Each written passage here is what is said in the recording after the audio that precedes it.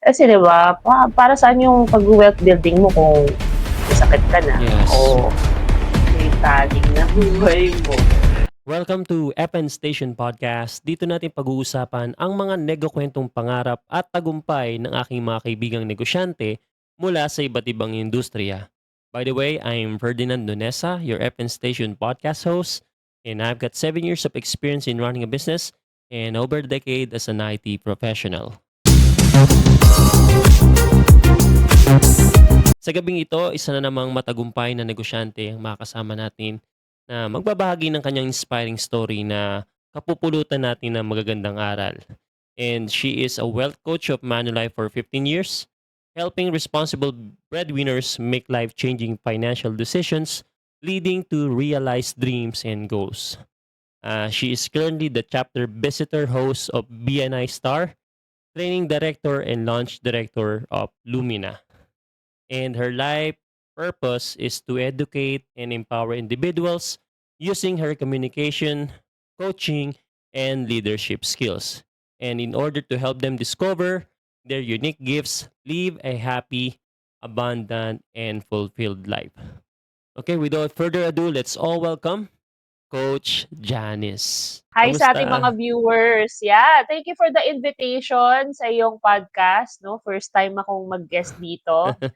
Sana hindi ka, sana hindi 'to yung huli. Yes, Sana yes. magkaroon pa ng other opportunities. I'm honored to be your guest, to be one of your guests, and I'm excited to share my entrepreneur journey sa mga viewers natin. Yun, thank you, no? So, Coach Janice, no? So, what's your business ba and how long have you been a business owner? Or yung mga medyo mabilis ang introduction mo about yan. As mentioned kanina in your introduction, I've been in business for 15 years. Siguro kung susumahin lang, dalawa lang naman yung parang pinaka-main career ko. Mhm. So, bago ako nag-go into business, I used to work in TV network. Oh, So, yeah. nasa production, oo, production ako. So, I started there from production assistant until I was able to achieve my dream of becoming an executive producer of a show, of a gag Wow. show in particular. So when I turned 30 years old, that's the time that I decided na I think parang I don't see myself growing old there Mm. na kaya I take that leap of faith to become an entrepreneur, to be a business owner, to try out something na hindi wala talaga akong experience. And yun, so would have thought na tatagal ako ng 15 years. Wow. And now I'm still doing my business in the life insurance industry. And I'm happy that I'm able to help a lot of people with the things that I do. Nice. Story time tayo, no? So, paano ka ba napunta sa business na yan and end up doing that business? So, I'm sure maraming kang pinagdaan ng mga negosyo or more likely may mga pinagdaan kang iba bago nakapunta dyan. Kasi bakit ko tinatanong to? Usually, kasi yung iba, akala nila yung first business nila, yun na yung magiging successful story nila. Yung iba naman, yun talaga yung successful story ng first business nila. Sa'yo, paano ba nagsimula ang lahat at paano ka nag-end up doing that business? Share mo naman sa mga listeners natin. I am proud to share that I was able to enter this kind of business because of my mom. Siya Wow. yung nag-invite sa akin because at that time na in-invite niya, inintroduce niya sa akin 'tong business na 'to. She was already 10 years with the company, and at that time, she was going to be promoted as branch head. Kaya Wow. sabi niya sa akin, "Join my team so that, you can support me in what I do. Kung ano yung effort na ginagawa mo sa dati mong company na di ka natutulog, minsan di ka Mm. naliligo." So, dito magkakaroon ka ng more time but at the same time more impact, 'no? Because you'll be able to help more people and at the same time, yung mga passions na gusto mong gawin, service mo sa church and all that, magkakaroon ka ng work-life harmony. Yun yung tawag namin. Work-life Nice. balance kasi ang alam ko dati. Pero ngayon, work-life harmony na. And so, yun yung naging turning point. But dumaan din ako FN sa mga Mhm. exploratory stage. So Yan. while I was doing this, meron ako mga trinay na mga pagbenta ng mga supplements, ganyan, o mag-try out ng mga other investments, no? Na nasilaw din tayo sa mga shiny objects, ganyan. So, may mga instances din na-scam din tayo, na akala natin too good to be true, okey yan, gano'n. Tapos Hmm. yun pala, scam pala. So, dumaan din tayo sa mga money mistakes in the past na hindi naman natin pinagsisisihan kasi, Mhm. yun yung nagiging lessons ko, and also yun din yung mga kinukuwento sa aking mga kino-coach, mini-mentor pagdating sa pagma-manage ng kaperahan na talagang, it's part of the journey. Ah Yes. Especially 'di ba pagka hindi mo pa talaga alam kung ano talaga yung purpose mo sa buhay. So, True. talagang abot ka sa point na nagta-trial and error ka talaga. So, dumaan din ako dun sa stage na yun. Ganda 'no, tama, eh. Kasi kaya ko natanong 'yun, mostly especially mga galing employment, ine-expect nila na yung first business nila magsa-succeed agad. Ine-expect nila yung unang try nila okey kaagad. Pero dun talaga mabubuo yung ano, eh, sabi nga connecting the dot ano, sabi nung nakaraang guest ko, connecting the dots talaga. So, hindi siya kaagad paggawa mo nun, yun na agad yun, eh. So, kaya sobrang kailangan mo talagang mag-try muna ng mag-try until ma-reach mo yung point na nandun ka na dun sa gusto mo talaga, dun sa tinatahak mo na talaga yung purpose mo, 'di ba? Tama ba, Coach Janice? Yes, especially in my case kasi, Hmm, ayoko kasi talaga ayoko ng routinary thing. yes. So, gusto ko talaga medyo may pagka-adventurous pa ako. Dynamic. No, gusto ko yung pabago-bago, may mga changes, and ewan ko siguro mabilis ako mainip or gusto ko yung nacha-challenge ako. Yeah, Kaya nga I went into TV network before kasi nacha-challenge ako sa mga bawat episode na ginagawa, bawat, um, guest, maraming challenges. So yun yung gusto ko talaga. And that's also aligned to what I do in the financial services. Bawat client is unique. yeah. So may nacha-challenge ako, like ito yung sitwasyon ng isang client, naku meron siyang diabetes, may high blood siya, paano kaya mapapa-approve 'to? Pero napapa-approve ko 'no. Nice. So, iba-ibang sitwasyon, iba-ibang challenges, but it makes me feel fulfilled at what I do kasi nase-serve ko pa lalo yung purpose ko. Na nava-validate ko na yung gifts and talents na binigay sa'kin ni Lord is tama yung kinalalagyan ko. Yun. So, yun yung na-realize ko sa business ko. And I'm so glad and happy that I am working with my mom, who is very understanding at what I do. Madalas kaming magtalo nga kasi nga minsan tigas ang ulo ko. I want to do things my way, hindi ako sumusunod sa kanya, admittedly. Minsan may mga wisdom naman din ako sa Mhm. mga suggestions ko, but madalas din, yun, pinapahirapan ko rin sarili ko. So, kaming mga nanonood sa'tin dito na magkanegosyo ang magulang, ah, yun yung challenge kapagka kanegosyo mo ang magulang mo. Expect mo na in every situation na magkasama kayo, pag-uusapan Hmm, yung negosyo. So, tama. kahit kumakain kayo, kahit nagda-drive kayo, kahit minsan nga natutulog na kayo, magte-text pa yan, 'di ba? So, yun yung mga downside in a way Mm. pagka kanegosyo mo, ano, sa kapamilya mo. But ako kasi when nag-undergo kasi ako FN ng isang business coach, Oh, coaching, nice. consultation. Quick consultation naman, 1 hour consultation, paid consultation.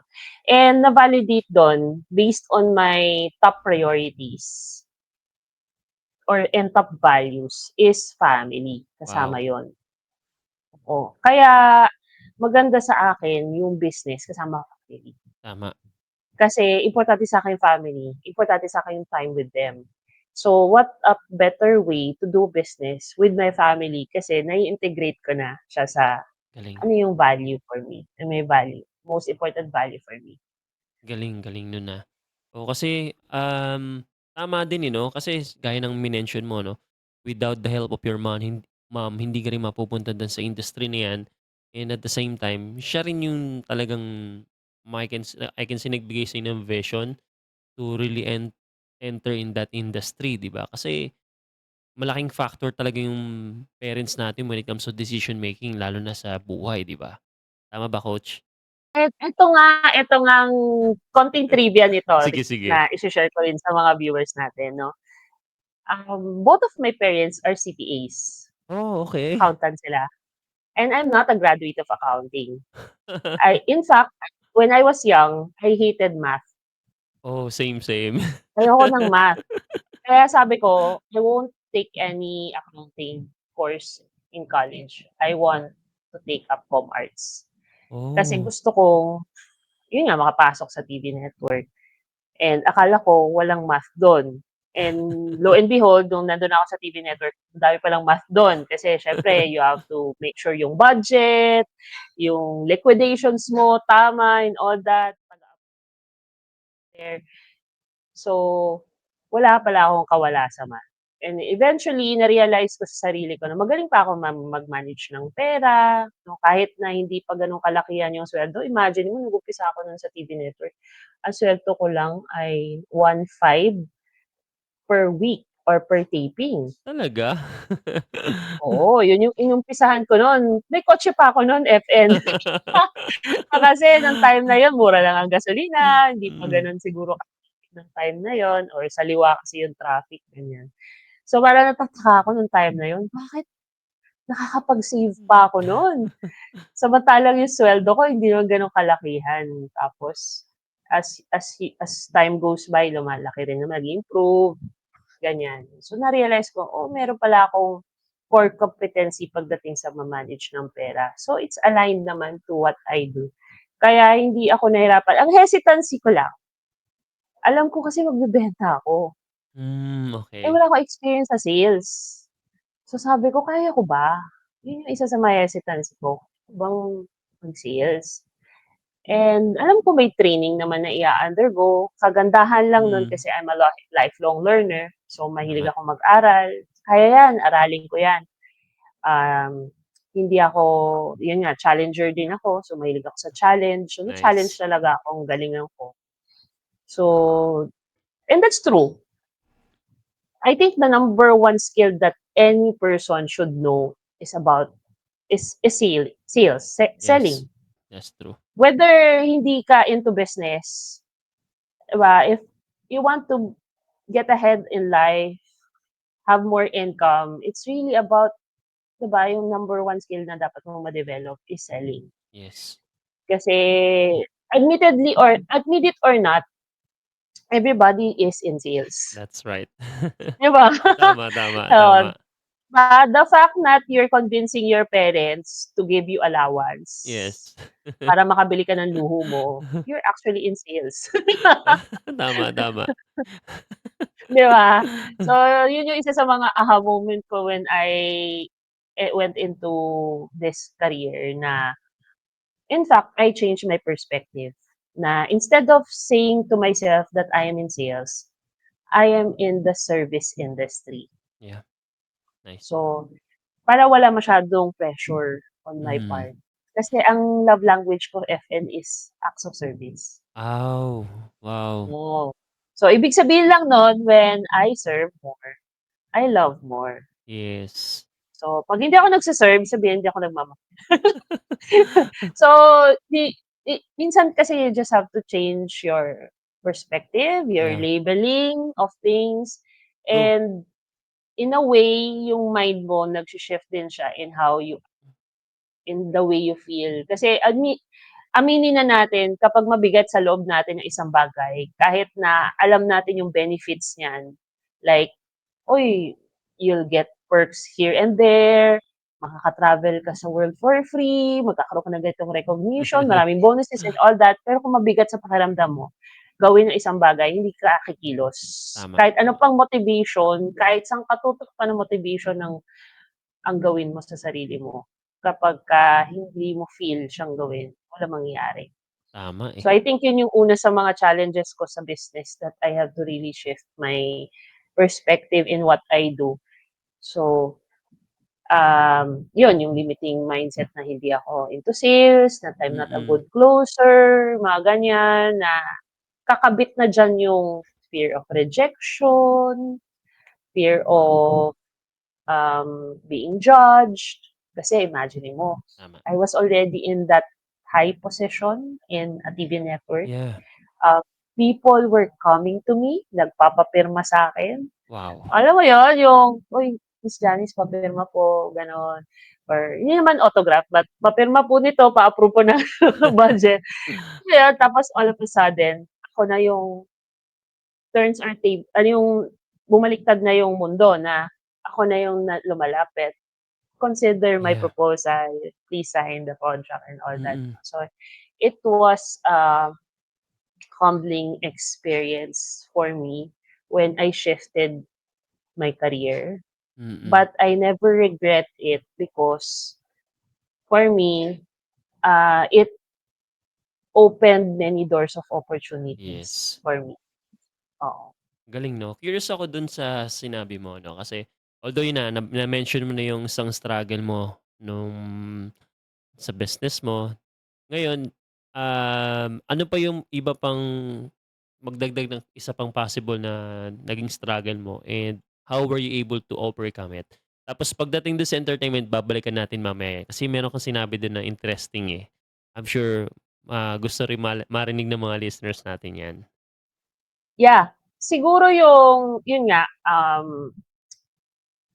yung fear na ma-judge ka, yung fear na yun nga, yung I was sad at first kasi I was reaching out to some friends Hmm, for what I do, 'di ba? yes.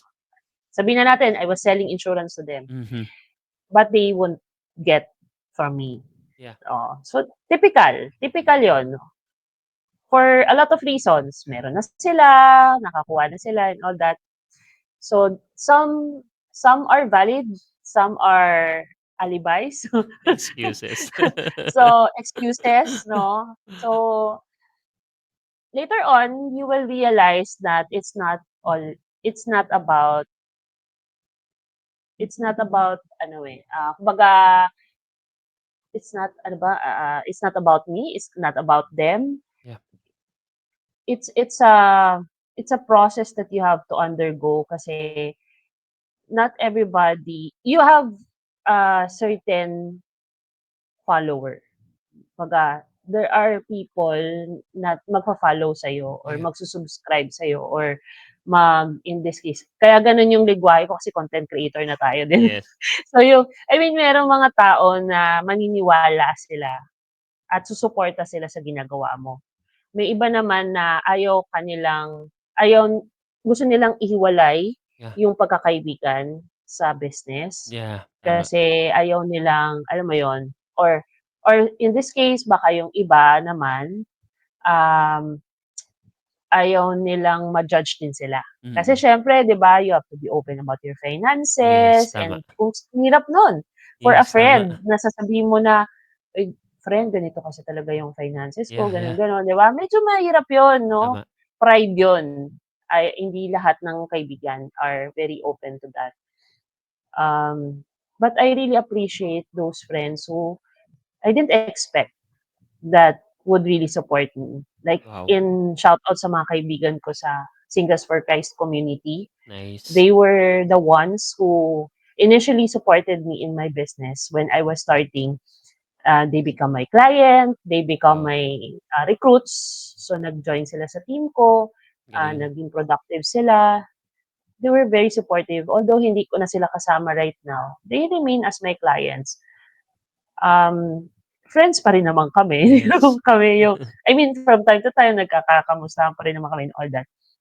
And those things, I really appreciate yung mga taong gano'n. But I don't judge din naman yung mga friends ko na hindi na nag-support sa akin in my business because to this day pa rin mga friends ko. So, I mean, what I'm telling here is, sana hindi maging dahilan yung rejection, Mm. 'pag ni-reject ka, para i-end mo na kaagad yung relationship mo sa mga kaibigan mo or Yeah. sa mga tao na sa tingin mo meron kayong ugnayan, tapos dahil dun sa ano na yun, di i-end mo na yung relationship. So, Mm. sana 'wag umabot sa point na yun, lalo na if the friendship is worth saving. So, Oo but you naman. can, if you feel naman that it's not helpful anymore for you, then you can love them from afar. Okey lang Yes. yun. Like ang gusto ko yung term na yun, love them from afar. Kailangan laging kasama, 'di ba? Kuwento tayo, kakamustahin mo sila, gano'n. Oo, basta 'wag ka lang babalik sa'kin, at sisisihin mo ko na, "Bakit kasi Janice hindi mo ko inalok nito dati?" Ayoko lang ng may gano'n, na may sisi factor. Minsan Mm. kasi ayun, nagi-guilty lang ako pagka may mga nababalitaan ako ng mga Yeah. kaibigan ko that had to undergo some financial Yes. crisis. And then wala akong ginawa. Parang minsan, sana pala kinulitan ko, Yeah. sana pala hindi ko tinantanan, kasi Mm. alam naman natin sa ano Yeah. na 'to, 'di ba? Yung alam mo yung kay ano na, "Wag tatantanan." Kay ano, "Hindi kita Si Mike tatantanan," kay Enriquez Mike. ba yun? Oo, Mike Oo, Enriquez. 'di ba? So, hindi kasi ako gano'n ka-pushy. Kapag sinabing ayaw, ayaw, okey. I'm more of an educator. Yeah. Siguro isa yun sa mga struggle ko na starting. Dahil this career is based on your effort and based on the output, results Yeah. talaga siya. So, kung wala kang resulta, nga, wala Mm. ka ring pera, Tama, tama. 'di ba? So, you have to really balance yung educating people and then at the same time, closing deals. Mm. Kasi ito nga yung recently din from I learned from my mentors in closing deals. The fact na hindi mo nako-close ang isang deal, ibig sabihin you really didn't do your part. Ouch. I mean, kulang. Hindi kasi hindi kumpleto yung service mo kapag hindi ka naka-close ng deal. Hmm. No matter what amount are you talking about, kailangan dapat na-close mo na yan. Hindi yan umalis ng hindi mo naging kliyente or hindi mo napa-decide. Kung hindi man sa'yo kumuha, at least kumuha siya at the end of your Mm. call. Kasi yun nga, life is uncertain, anything can happen. We Yes. don't have surety of what will happen. Kaya kailangan mag-create ng sense of urgency sa mga tao. Tama, tama. So ayun 'no, tama, tama. So ayun 'no, going back dun sa tama, yung experience mo kasi tama before ikaw yung nilalapitan, parang ikaw yung boss, 'di ba? Talagang alam mo yun. Tapos nung lumipat ka ng negosyo, yung ikaw na yung nagse-serve, kumbaga ikaw na yung servant leadership na yung ginagawa mo, which is not everyone is alam mo yun, comfortable sa gano'ng transition, pero nagawa mo. Hindi kasi basta-basta yun, 'no? So, since for the sake of content and for the sake of our audiences, I'm sure curious curious din sila dun sa showbiz side ng pinanggalingan mo. So, puwede bang mag-share ka kung ano ba yung, I'm sure na-mention mo na sa'kin tungkol yung mga shows na hinahawakan mo dati. I'm sure yung mga listeners natin interesado rin sila kung ano yung saan ka nanggaling, tapos ano yung pinagbinitawan mo para i-pursue yung business na ginagawa mo ngayon. Ayun. Okay. So, I think okay lang naman din i-share, pero, because I have good relationships naman din with the people that Hmm. I worked with before, I I was able to be part of the comedy team of Hmm. ABS-CBN. Wow. So, nag-umpisa ako doon as production assistant trainee sa Home Along the Airport. So, nagkaroon ako ng opportunity na makatrabaho si Tito Dolphy Wow. for about a year. And then later on, na-pull out ako to be part of the pilot team for Going Bulilit. So, mga kids Wow. naman yung katrabaho ko. And then it was under the mentorship of Direk Bobot Mortiz. And then Wow. eventually, I was promoted to associate producer, piloting another comedy sitcom, which is Aalog-Alog. Wow. I don't know kung balita niyo Ano yung yan? show na yun. Hindi umabot ng 1 taon 'yun, pero sobrang hirap namin do'n sa show na 'yun kasi madugo talaga yung set and even Hmm, the actors there. And then, eventually, I was promoted as executive producer of Banana Split, wow. which is a gag show for initially, mga bida do'n kababaihan, tapos we would guest mga lalaki. Mm. Pina-prank namin 'yon sa show. And then eventually ano kami, reformat kami, parang, halo na siya. So meron ng mga boys, yung mga pare boys na sila John Prats, sila Jason Gaiza, Sancho Barudo. So it was a more ano, mix na siya nung time na yon.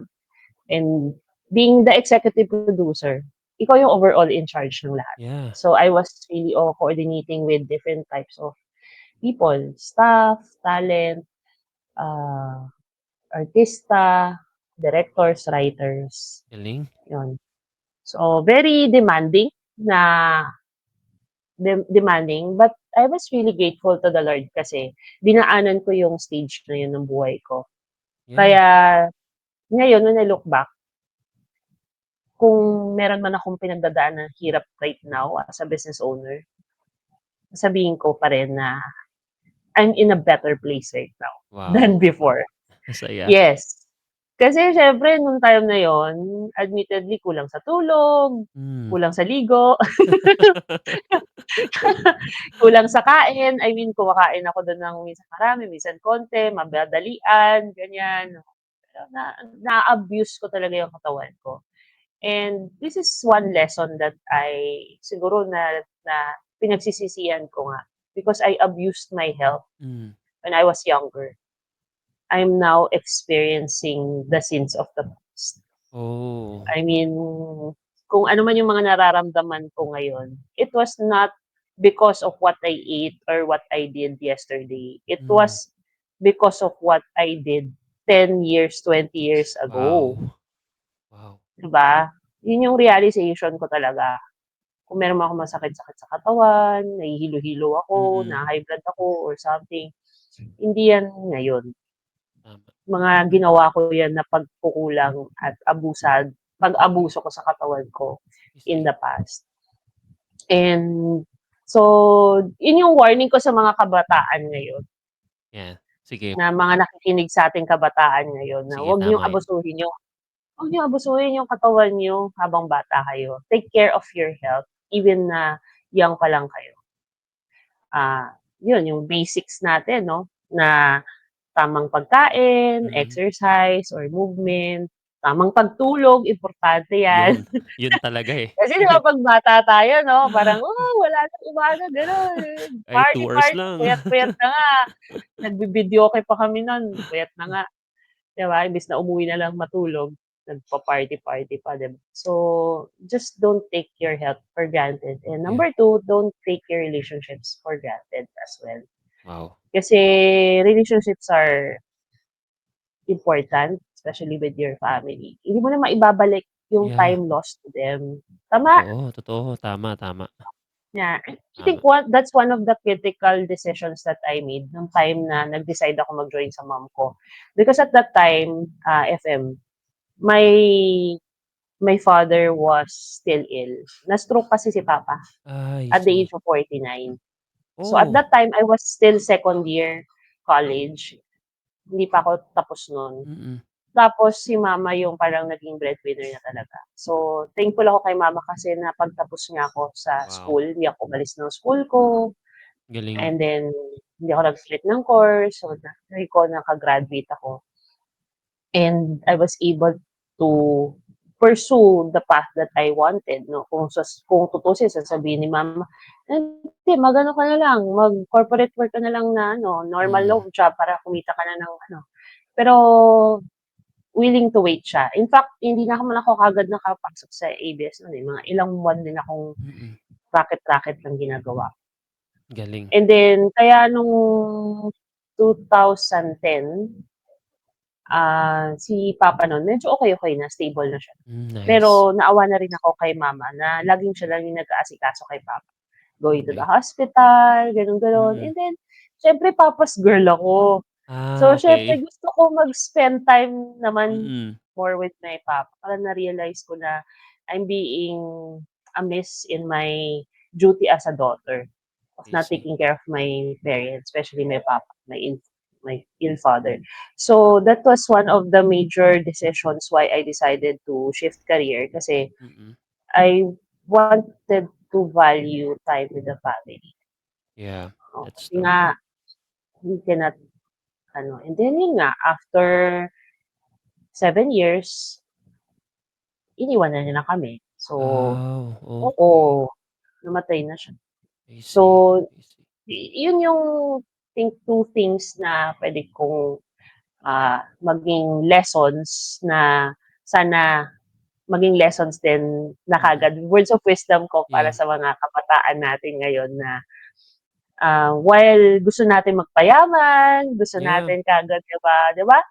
true. Minsan may mga bagay din na nate-taken for granted natin in exchange for our goals, for our Yeah, financial goals.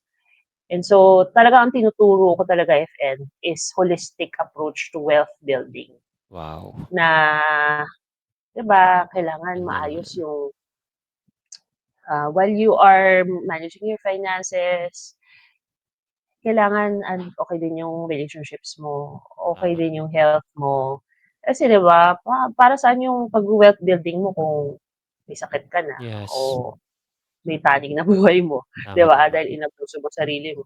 And then para saan pa lahat ng paghihirap mo kung hindi naman ayos ang relationship mo sa pamilya Yes, mo. Eh, in the fact sila ang rason kung bakit ka nagsisikap sa eh, buhay, tama. 'di ba? And time is of the essence also. Kasi ito yung challenge ng karamihan ng mga business owners, 'di ba? Yeah, yeah, galing. Natatali sa negosyo. Ayun. Oo. So, grabe yun 'no, tama ano. So, agree ako dun, eh, sobrang agree ako dun na aanuhin mo yung paghihirap mo kung mapapabayaan mo naman yung pamilya mo, yung relationships mo, and then going back to sabi mo nga, hindi ka nagsisisi na since kahit nanggaling ka na dun sa rurok ng tagumpay bilang empleyado, nag-transition ka pa rin sa business and yung success na na-receive mo sa business mo and at the same time yung family mo mas naging okey kayo. So, dun pa lang, eh, sobrang panalo ka na dun, eh. Kahit hindi mo na isa-isahin yung mga wins mo sa pagiging negosyante, dun pa lang sa family mo, sobrang winner ka na dun, 'di ba?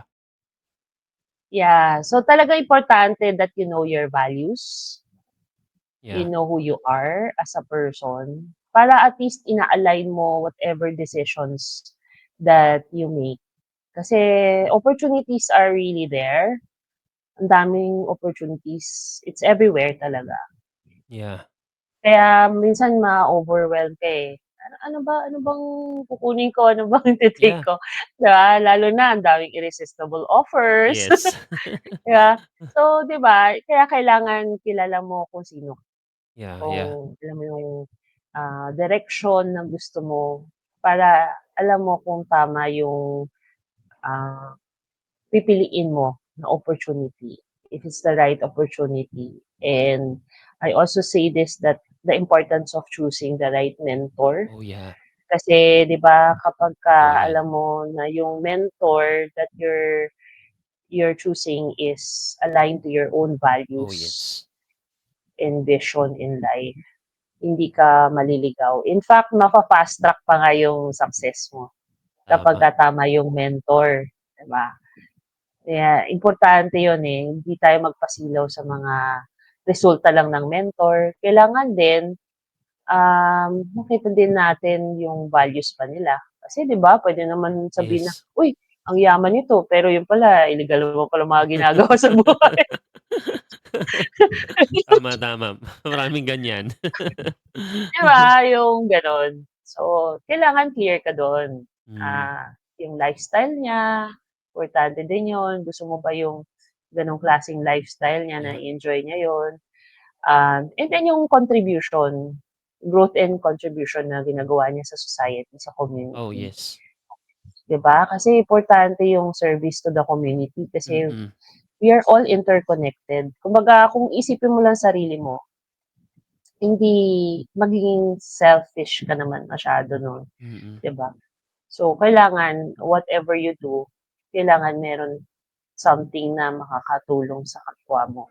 Tama. Kahit hindi marami, Yes. kahit isang tao nga lang yun, eh. Totoo. Itong ginagawa nating podcast natin na 'to, we're hoping to reach more people with our Yes. podcast, to share our message of hope and positivity. But even kahit sa umpisa wala masyadong makinig, Mm. pero kahit may isa lang, Oh, parang yes.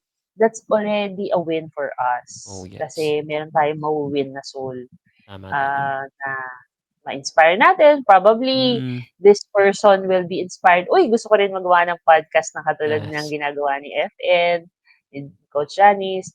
Or probably this person is at the brink of giving up in life, Yes. and hearing our message will send, that, hope na, "Uy, may hope, may Yes. pag-asa pa pala sa buhay. I should not give up." Yes. And yeah, so just just keep on sharing what you know, what you have, the talents, kasi that's part of our yung tinatawag na stewardship, 'di Yes, ba? that's true. Kasi bigyan tayo ng mga skills na 'to, mga Mm. talents and resources na 'to for us to share to others. Tama. It's our part of a stewardship. Oh. Ayun, grabe yun. Well, actually 'no, actually lahat ng mga sinabi mo sobrang valuable na, eh. Hindi na kailangan hugumuhugod dun, eh, kasi ang dami, eh, ang daming talagang mahuhugod dun. Hindi kita pinutol talaga kasi sobrang tuloy-tuloy yun, sobrang ganda ng sinabi mo and that's true. One life change, mabagong isang buhay, sobrang rewarding yun talaga, sobrang rewarding yun and isa yun sa mission ni FN Station Podcast at I'm sure mission mo din bilang coach na may mga taong walang pag-asa na mabigyan ng pag-asa, yung mga yung talagang feeling nila wala na silang choice pero marami pa palang choices, yung mga gano'ng pagkakataon. And yun, sobrang na-appreciate ko yung time mo, Coach Janice 'no, since, we spend so much time. Yun nga, pag-uusap ng mga 'to although sobrang bitin pa rin, pero this time I will give you but this time I will allow you to promote your business and leave your contact information para naman sa mga nangangailangan din ng tulong ni Coach Janice. Sige, Coach, it's your time to shine. Salamat. Really appreciate this opportunity na makapag-share ng aking story. Kung nabitin po kayo sa mga nakwento ko, kahit na marami na po akong nakwento, feel free to connect to me. I have my social media, no, just search for Janice Senyorin de la Cruz. Kaya ako nilalagay yung Senyorin kasi ako ng Janice de la Cruz. So, but take note po yung de la Cruz ko po na apelyido ng asawa ko ay one word. That's very Okay. unique. Okay. So you Oh, can search me on Facebook. Ingat lang po tayo sa mga posers. Meron din po tayong mga posers. So just look into yung tama. messaging. I always post as much as possible. Try to post every day. And then may mga online content videos, reels tayong pinopost. Meron din tayo sa LinkedIn, Instagram, but I'm more active on Facebook. Hmm, In fact, if you message me on my Facebook page, yan, meron ng automatic na magse-send talaga kaagad at yun. magwe-welcome kayo sa space ko. Naka-automated na yan, Yun. courtesy of our new mentors Yes. in the digital space, 'di ba? So Yes. grateful for them. Silang isa sa mga biggest blessings ko this 2025. One of the greatest decisions that I've ever made in my Yes. business. True, true. Tayo 'no, FN 'no, Yes, parang tama. leap of faith talaga din talaga yung ginawa natin. Totoo. But we are actually, um, yun, being part of a movement wherein we're changing the way business owners do their business. That's Kasi right. siyempre yun nga yun, I believe that as business owners, we are the modern day heroes. Correct. And so hindi naman dapat magpakamatay tayo sa business natin. Tama. Because the very fact that what made us to decide to become a business owner is to have more time with our family. That's So dapat true. hindi po kakainin ng oras sa business ang oras natin sa family natin. So by digitalizing your business, you're actually creating more time for the people that matters the most to you. And that's because, yun nga, philosophy ko din is you can learn to work less but still earn more. Yes, that's right, that's right. Ayan, I gusto agree. natin yan, di ba?